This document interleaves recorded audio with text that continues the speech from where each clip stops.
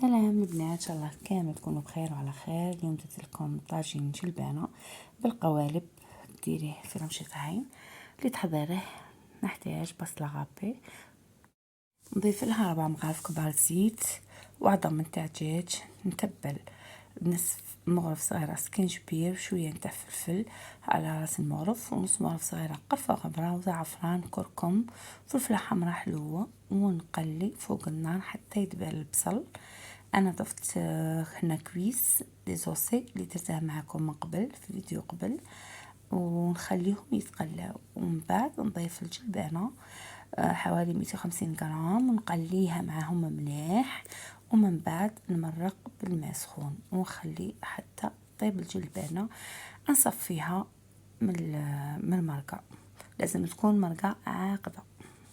ونروح للحشوة الدجاج اللي غادي نديرها في قوالب تاع الليمون السيليكون ولا الليمون اللي عندكم. نحط سنة توم غابي، 2 مغارف كبار زيت، ومغرف صغيرة موطارد، ومغرف كبيرة خل واعشاب مونسيما فيها كلش، سكنجبير، فلفل كحل وفلفله حمراء حلوه، وكيلين تاع دجاج نتاع شاورما يعطيها كو سبيسيال، وملح ومعدنوس، ومغرف كبيرة شابلور، وحبة بيض. ناخذ القوالب ندير بابي فيلم ونحط الحشوة بهذه الطريقة باه نعمرهم بخليط الجلبانة.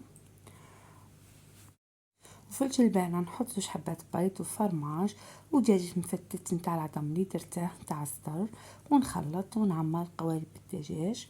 شوفوا البنات تجي تحفة. نديرها في الفور حوالي 15 دقيقة، دجاج بالخف يطيب.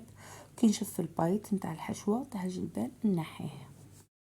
طاجين جلبان حاضر في طاولتنا رمضانية كما راكم تشوفوا، يجي شكلها راقي. ان شاء الله تعجبكم الوصفة وتحطوا لي رايكم في التعليقات، ونشوفكم في فيديو جديد. سلام.